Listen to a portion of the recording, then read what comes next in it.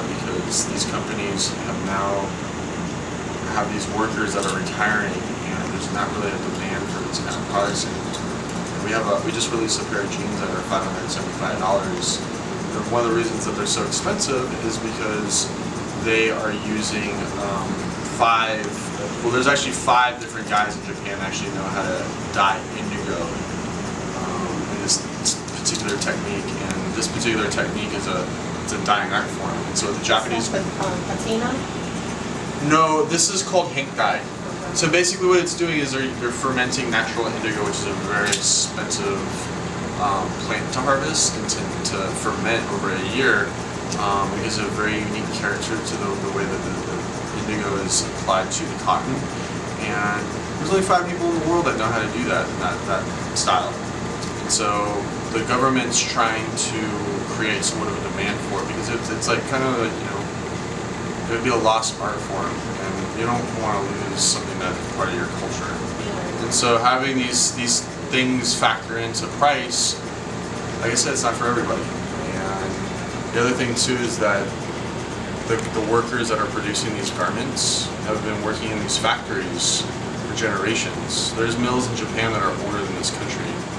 And so having that is another reason why the price is high. And then it goes into economics where the Japanese yen has been a lot stronger than the US dollar. That's changed recently, so that translates into better prices for our customers. My opinion, luxury goods it's kind of brainwashed this country almost, like where everybody just sees someone on TV, these people that should not be celebrities wearing these products that cost a lot of money, and they forget what's really important in life. I'm not saving lives, I sell clothes for a living, but there's, I think, a lot of that, and that's a whole social commentary I might want to get into right now, so. So the name Self-Edge, is it a derivative of Self-Edge, the actual? Yes, exactly. So there's 2 pronunciations as far as selvage came from self-edge. It just rolls off the tongue as being selvage. Having that meaning that it's the end of the fabric on the loom. And shuttle looms are actually where selvage fabric comes from.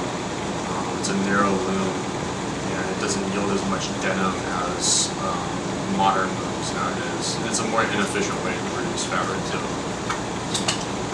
So you talked a little bit about like luxury brands and these your quality brands. So you don't really think the quality is good. So can you talk more about that? I'm not saying that the quality isn't good. I'm just saying that you're paying $1,000 for a pair of jeans that should never have cost $1,000. Nor did it cost half of that to produce. It probably cost just as much as a pair of Levi's that was made in China or India.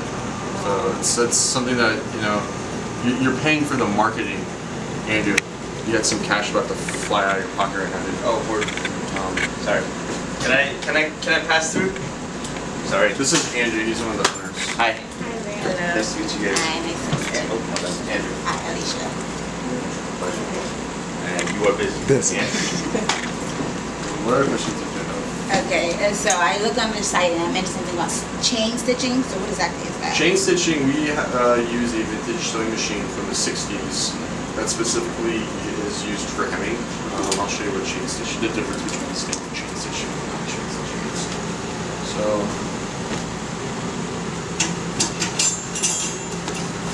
chain stitching is when you have 2 interlocking threads linked together to basically form a chain link.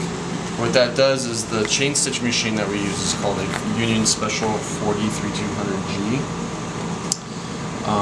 It's no longer in production.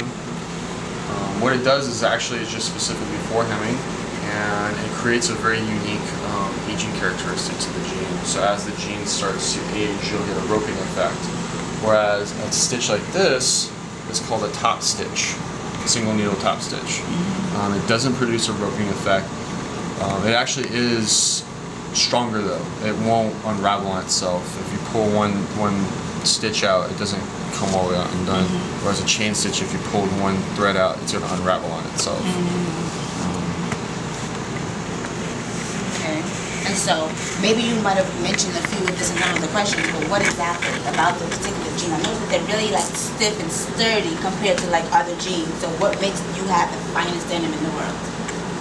The best Japanese or the best denim comes out of Japan. They've pretty much mastered the art of textile making for the last few hundred years, along with the Italians and a few other countries I can't think of off the top of my head. But Japanese denim, and this goes back to the workers that are producing it. There's a tradition in those factories where it's a generational thing where it's passed down from grandfather to father to grandkid and so on and so forth. So there's a lot more care and attention to detail as far as the fabric is concerned. There's jeans that that cost $1,000 because they might produce only 80 pairs of them because there's only one person actually producing the denim. So it's a very labor-intensive process to try to create that particular type of fabric. Also, where the cotton comes from, where the indigo is coming from, how many units are being produced, so stuff like that. But the actual quality of the denim far exceeds anything else in the world. So being, the manager of the store or whatever, have you learned anything different about them that you didn't know before working here? Oh, I'm gonna tell you how I got an education on not only denim, but just the way that clothes are produced and the history of a lot of these heritage brands are in the store. These brands in the shop are all heritage inspired, vintage inspired brands. Some of them do reproductions.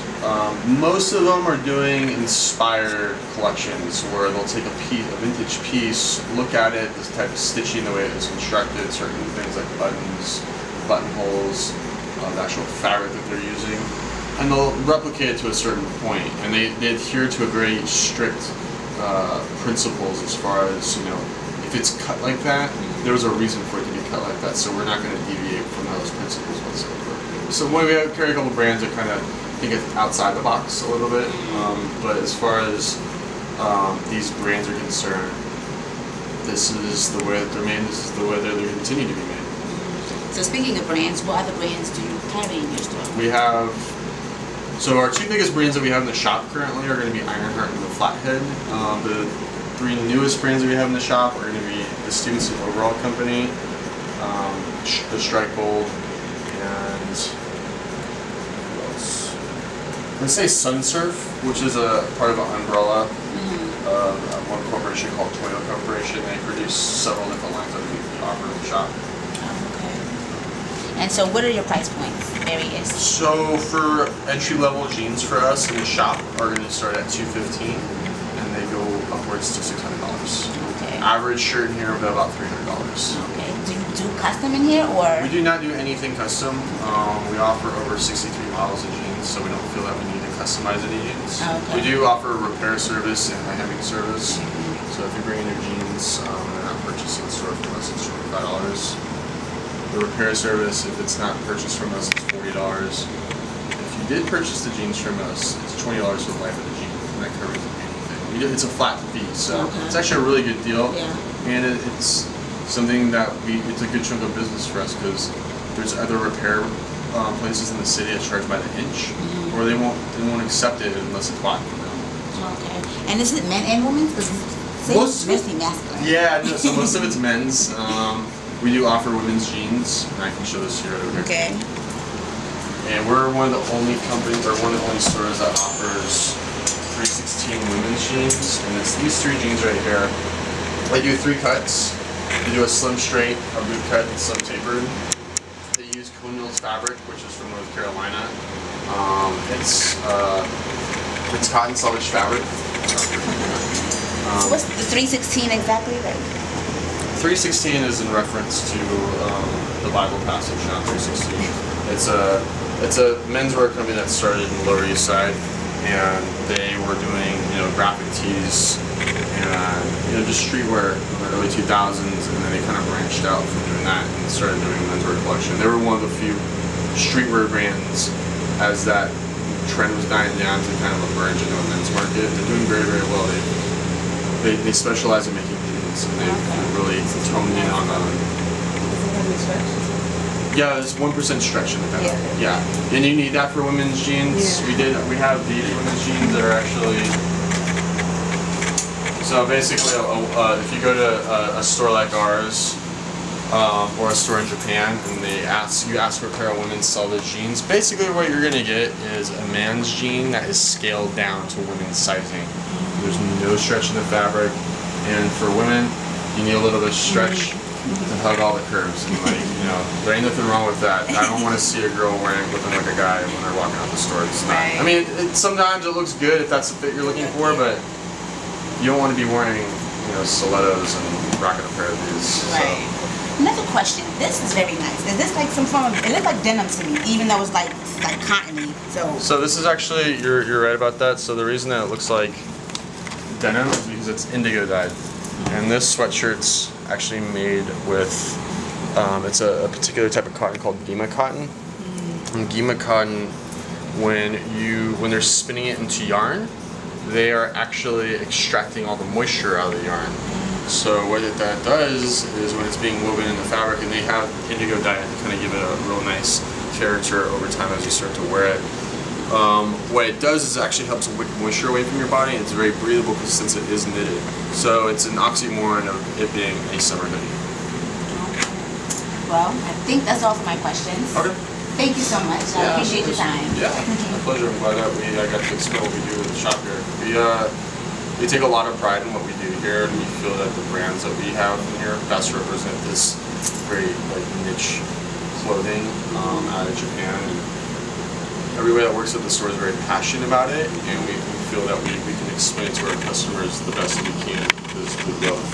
Who is your average customer knows about denim and seeks you out, or do they just come in and they learn about it by coming in? So we have people that are coming into the shop